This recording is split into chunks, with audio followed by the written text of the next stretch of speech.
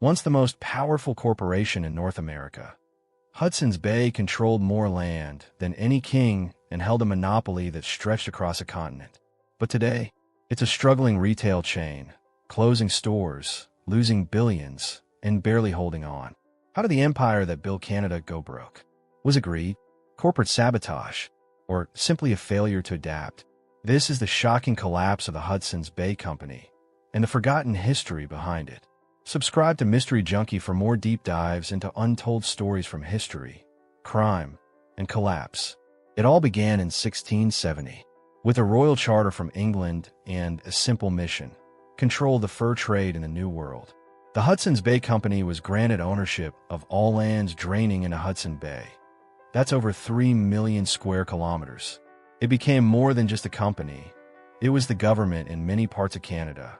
It built forts, hired explorers, negotiated with indigenous nations, and laid the economic foundation of what would become Canada.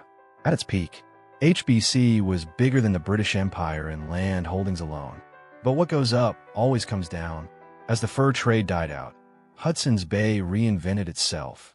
By the 20th century, it wasn't trading pelts, it was selling perfume, clothes, and kitchenware. It opened flagship department stores in major Canadian cities and began competing with other retail giants like Eaton's and Sears. For decades, HBC was the Canadian retailer, reliable, historic, and everywhere. But while the branding stayed elegant, trouble was quietly brewing beneath the surface. In the 1990s and early 2000s, shopping habits started changing. People moved online, malls became outdated, and American giants like Walmart and Amazon began creeping into Canada. HBC was slow to respond. It held on to its legacy image, its overpriced clothing racks, and its aging stores. Meanwhile, its competitors were evolving fast, creating better websites, faster delivery systems, and more efficient supply chains. Then came the acquisitions. Instead of fixing its foundations, HBC started buying troubled retailers like Zellers and Lord Taylor, trying to grow bigger without fixing what was broken. It was a dangerous gamble, and it didn't pay off. In 2008, HBC bought Zellers, a struggling discount chain, hoping to compete with Walmart. But the stores were already outdated, the branding was weak, and the locations were poorly chosen. Rather than revamp Zellers, HBC sold most of the leases to Target. Yes, Target tried to enter Canada through Zellers, but when Target failed miserably and pulled out, Hudson's Bay was left with nothing. Zellers was gone, Target was gone, and HBC had no backup plan. It was a retail disaster, one that cost HBC more than $1 billion. In another risky move, HBC bought the luxury American chain Lord Taylor in 2012. They thought it would expand their reach into the U.S. market. But the brand was outdated, the stores were underperforming, and the American retail scene was already on life support.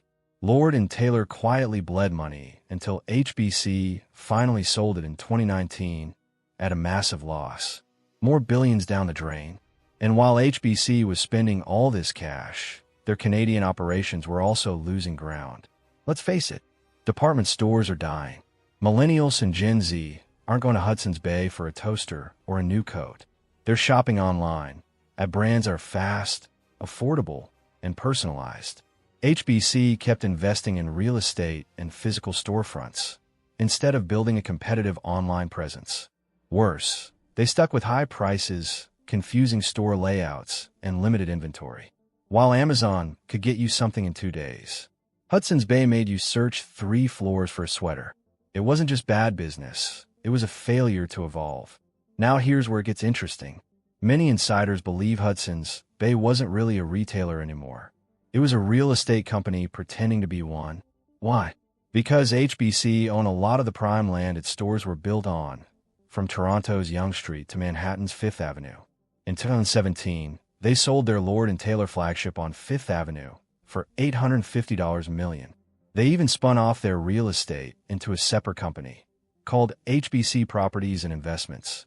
So while the retail stores were crumbling, the company was quietly cashing in on its land. But even that couldn't save them forever. When COVID hit in 2020, it was the death knell. Shoppers disappeared, stores closed, and revenue crashed. Hudson's Bay furloughed thousands of employees, shut down underperforming locations, and began bleeding money faster than ever before.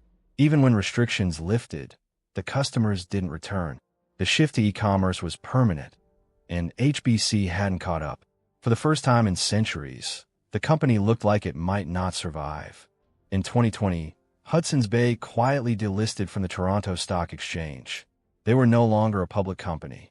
This meant fewer eyes on their finances, fewer shareholders asking questions, and fewer headlines about their losses. Was this a strategic reset, or just a way to hide the damage? Even now, details about HBC's finances are vague, and rumors swirl about bankruptcy, store closures, and massive restructuring plans. What's clear is this: the company is a shell of what it once was. Hudson's Bay was once the backbone of Canadian commerce, a company older than the country itself. But bad leadership, risky acquisitions, failure to modernize, and an over-reliance on old real estate turned it into a crumbling relic. It's a cautionary tale, not just for Canadian business, but for legacy brands everywhere. No matter how big you are, if you don't evolve, you go extinct. Just ask Sears, Toys R Us, or now, Hudson's Bay. The story of Hudson's Bay isn't just about business failure. It's about how even the oldest and most respected institutions can crumble when they stop evolving. This company didn't just sell clothes. It once ran entire regions of North America. It governed land, wrote trade policies, funded exploration, and shaped the very foundation of Canada's economy and geography. And yet, after centuries of power, prestige, and profit, Hudson's Bay is now a cautionary tale on how not to run a legacy brand in the modern world. So what truly went wrong? Let's break it down even further. First, there was a refusal to adapt. The retail world started shifting rapidly in the early 2000s. Big box stores like Walmart and Costco were dominating in price and convenience. Then came Amazon, a revolution in online retail that disrupted the entire industry overnight. But instead of pivoting, Hudson's Bay clung to its outdated department store model. It chose to preserve its image, rather than prepare for the future. The second issue was reckless expansion. Buying Zellers, Lord Taylor, Saks OFF Fifth, and Gilt Group might have seemed like power moves, but none of them were modern, scalable, or digitally dominant brands. HBC kept pouring money into old retail names, dragging itself deeper into debt and distraction. Rather than fix their core business in Canada, they try to play empire builder again, without a solid base. Third, leadership failed to prioritize digital. While brands like Lululemon and Shopify were flourishing by going direct-to-consumer, building mobile apps, and focusing on community, HBC barely had a functioning e-commerce site for years.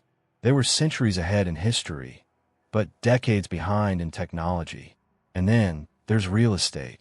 To many insiders, Hudson's Bay turned into a real estate company wearing a retail disguise. Yes, it made money by selling off buildings and leases. Yes, it tried to spin those properties into investment vehicles. But what cost? You can't sell stores and land forever if the core business is dying.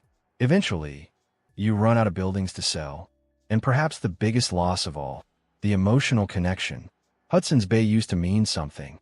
For generations, Canadians grew up shopping there, buying their first winter coat, visiting the holiday window displays, feeling proud of a brand that felt uniquely ours. But now, it feels corporate, cold, disconnected. Ask a young Canadian today what Hudson's Bay means, and chances are they'll say overpriced sweaters, empty malls, or worse. What's that? This is more than a business failure. It's the erosion of a national icon. It makes you wonder, what if they had embraced innovation? What if they had invested in tech, supported Canadian designers, or rebuilt the brand as a cultural experience instead of just another store? What if they turned every location into a mixed-use hub, combining retail, cafes, art installations, and immersive shopping like Apple or Nike does? What if they remembered that history isn't enough? You have to earn relevance every single year. The fall of Hudson's Bay isn't just a story of poor decisions. It's a warning shot to every legacy brand. Your history means nothing if you can't meet people where they are today. And today, people are shopping on their phones, looking for speed, simplicity, authenticity. The brands that win are the ones who listen, evolve, and stay obsessed with their customer, not the ones who rest on old glories. So, is Hudson's Bay officially dead? Not yet. But the question isn't if it survives on paper. The question is, will it ever matter again?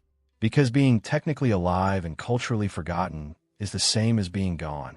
And maybe, just maybe, Hudson's Bay already died a long time ago. Not when it went private, not during COVID, and not during the Zellers collapse, but the day it stopped trying. That was the moment the empire crumbled, quietly, brick by brick. Thanks for watching Mystery Junky. If this story hit you like it did us, leave a comment with your thoughts. Do you think Hudson's Bay can ever come back? Or is this the final chapter in a 350-year-old story? Either way, subscribe for more deep dives into history's greatest rises and most painful collapses. Because behind every legendary name, there's a darker truth waiting to be uncovered.